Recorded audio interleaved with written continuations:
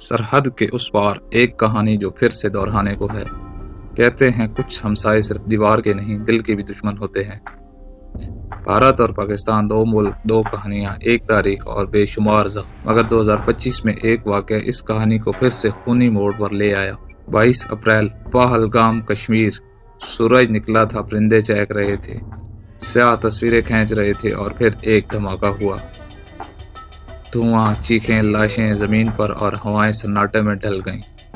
26 जिंदगियां लम्हों में ख़त्म हो गईं। एक नया नाम उभरा, कश्मीर रेजिस्टेंस, और इल्ज़ाम सीधा पाकिस्तान पर। इस हमले के बाद भारत की ज़बान में शोले थे, मीडिया पर तूफान। सियासतदान बोले हम चुप नहीं बैठेंगे। पाकिस्तान ने कहा हम मुलविस नहीं।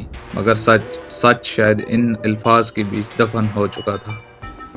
दोनों मुल्कों ने सफ़ीर वापस बुलाए, सरहदों पर गश्त बढ़ा और आंखों में दुश्मनी साफ दिखाई देने लगी। फिर एक और मोड़ आया, पानी का। भारत ने सिंध तास मुआहदे पर सवाल उठाया, नए डैम्स, नई रुकावटें, और पाकिस्तान ने खबरदार किया, अगर पानी रोका तो अमन का दरिया भी सूख जाएगा। दुश्मनी अब सिर्फ गोली की नहीं, बूंद की भी हो चुकी थी। दुनिया ने बस देखा, कुछ ने कहा अमन होना चाहिए, कुछ ने कहा तहकीकात हों, मगर सरहद पर बंदूकें बोलती रहीं। चीन, अमेरिका, यूएन सब ने बयानात दिए, मगर गोलियां और लफ्ज़ों से नहीं रुकती।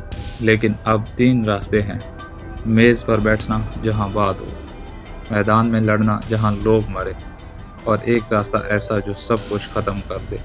माहिरीन कहते हैं एक महदूद जंग भी तबाहकुन हो सकती है। अगर जौहरी हथियार चल गए तो तारीख बस एक याद बनकर रह जाएगी। लाखों लोग मौत की नींद सो जाएंगे। एटम बम सिर्फ ज़मीन को नहीं, इंसानियत को राख में मिला देगा।